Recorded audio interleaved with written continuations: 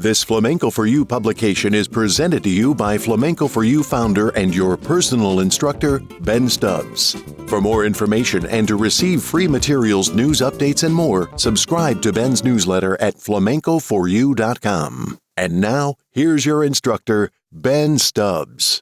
Hi, and welcome to this lesson on chord changes, made simple. Well, as simple as we can make them. We'll be working with the chords of E major and F major bar chord, okay? Don't get scared about the bar chord, okay? It's gonna be okay. 3 exercises involved here. So the first one is down, down, down. Now keep in mind when you look at your sheet music and your tablature, you'll see this is in 3/4 time. So you're gonna have 3 beats per bar. 1, 2, 3, 1, 2, 3, 1, 2, 3, 1, 2, 3, 1, 2, 3, okay? So how do we get there? So we have our second finger on the second fret of the A string or the 5th string, third finger on the second fret of the D string or the 4th string, first finger on the first fret of the G string or the 3rd string. All other strings, B, E, second string, first string, and 6th string, E, are all open, okay? The next chord that we have is F major. It's a bar chord. You lay your first finger all the way across the first fret, third finger on the 3rd fret of the A string or 5th string, 4th finger on the 3rd fret of the 4th string, and second finger on the 2nd fret of the 3rd string. Second string and first string are all the first fret cejilla or bar chord. By the way, when I tell you cejilla, that is Spanish for little eyebrow. It is just synonymous with cejilla, bar chord. So bar chord, cejilla, same thing. So you might hear me use those terms interchangeably. The first exercise, 3 downs per bar. And you'll see on the sheet music that it repeats 10 times. So what I would like you to do on the first exercise and all the exercises is to repeat 10 times as it's shown, then go on to the next measure. Exercise number 2 and then exercise number 3. So exercise number 1, 3 downs. 1, 2, 3, 1, 2, 3, 1, 2, 3, 1, 2, 3. Now a tip on switching to that bar chord, the F major bar chord. Here's a little trick that you have to know, but no one's told you. Sorry about that, okay? So whenever we're going to be switching to a bar chord, we're going to have our thumb in a certain position. It's going to be this way, not towards the center. A lot of the times it's like this, okay? In general, if you're holding the guitar like this, or if you're holding it classical style, whatever the case may be. So you want to start out, just go ahead and place your bar chord, okay? And then keep the thumb in the exact same place and keep your hand in the same position. And what I mean by that is keeping your wrist in the same location. Not in, not out, no movement. Get that bar chord down. And your elbow is relaxed, but not in and not too far out. It's just relaxed. Okay? Shoulders square, but relaxed. And then switch over to your E major chord. So we're kind of doing this in reverse, if that makes sense. So once again, prepare for my F chord, and then change to my E major chord, keeping my wrist aligned and my thumb in the exact same spot. What do I not want to do? I do not want to switch from E major like this with my wrist in and then my thumb showing, and then switch over to my F major chord with putting my wrist out. I don't want to do that. I want minimal movement. So that's the thing. I want to move as little as possible. So whenever you're having problems with this, or whenever you're just starting out, I do this all the time. I just start out with my bar chord as my default position. And then all the other playing that I do, whether it be finger work, whether it be chords, I'll just default my wrist towards that position. Because worst comes to worst, a bar chord comes along, you're already set. You're already prepared, okay? That's a secret. Don't tell anybody. No. Tell the whole world. Tell the whole world. Tell the whole world. Exercise number 1, set to 120 BPM. Here we go. 1, 2, 3.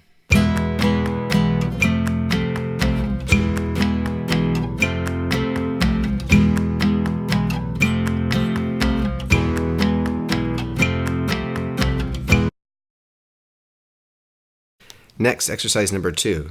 So we're incorporating the P, pulgar, upwards. What I forgot to mention is that exercise number 1, and all these exercises, you'll be using M and A and a little bit of your I, but these are the 2 primary fingers, okay? So we have down, up, Just in 3/4. Same thing as exercise number 1, the time signature is the same. Now exercise number 2, once again set to 120 BPM. Here we go. 1, 2, 3, 1, 2, 3, 1.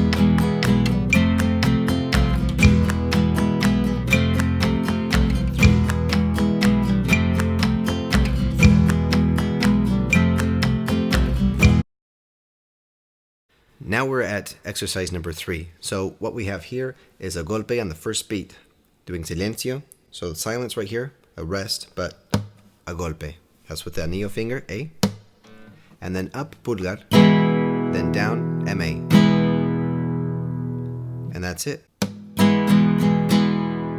Okay.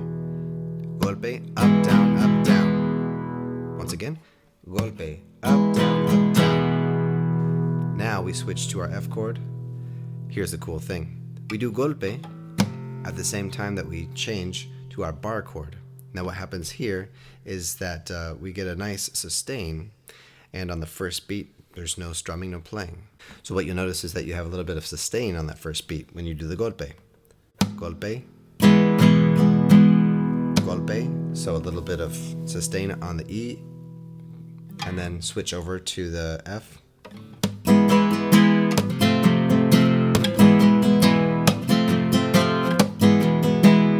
What we're doing here is we're changing just as if we were going to be playing up or down, but we're not playing, we're doing the golpe. So as soon as I do golpe, lay it down. Now at this point you may be having problems with target practice, meaning that maybe your fingers aren't hitting the strings as they should. Here's a little tip on that. You can help yourself a great deal by addressing each string by each finger. So what I mean by that is I go for my E major chord and I just concentrate on one finger at a time. So my first finger, where is it? It's on the first fret here. But where does it have to go when it goes into the bar chord? The bar chord, okay? So I'll go back and forth between those two. And they'll follow suit. The second finger here, when I play the E major, where is it? It's on the second fret of the A string, or the 5th string, right here. I'll remove all the other fingers. I'll just concentrate on that one. And where does that go when I go to F chord? Well, let's do the F chord. And if you need to look at your chart, fine. So it goes to the 2nd fret of the G string. So let's go back to E major again. It goes to the 2nd fret of the A string. There you go. And when I do F, there. Now I try and link the first fingers into a group of 2. Can I remember where the first finger went? Yeah, it was here on the 1st fret of the G string, and then when it went to the F, it went to a bar chord. Now let's move on and go to our 3rd finger. 3rd finger in the E major chord was on the 2nd fret of the D string, okay? And when I moved over to the F, where did it go? It goes down to the 3rd fret of the A string, or the 5th string. Can I remember what I did with my 2nd finger? If I do, I remember that it was here on the A string on the 2nd fret, and then it moved over to the 2nd fret of the G string. So you try and make these little associations in pairs. I like to pair these fingers together. So I paired the 1st and 2nd finger. I paired the 2nd and the 3rd finger together. Now let's pair the 3rd and the 4th together. Where is the pinky finger or the 4th finger going to go? On the E major chord. Nowhere. It's just out there in outer space. Do I remember what I did with my 3rd finger? Yeah, I do. It was on the 2nd fret of the D string, and it moved when going to the F major chord to the 3rd fret of the 5th string. Now exercise number 3. Here we go. 1, 2, 3. 1, 2, 3. 1.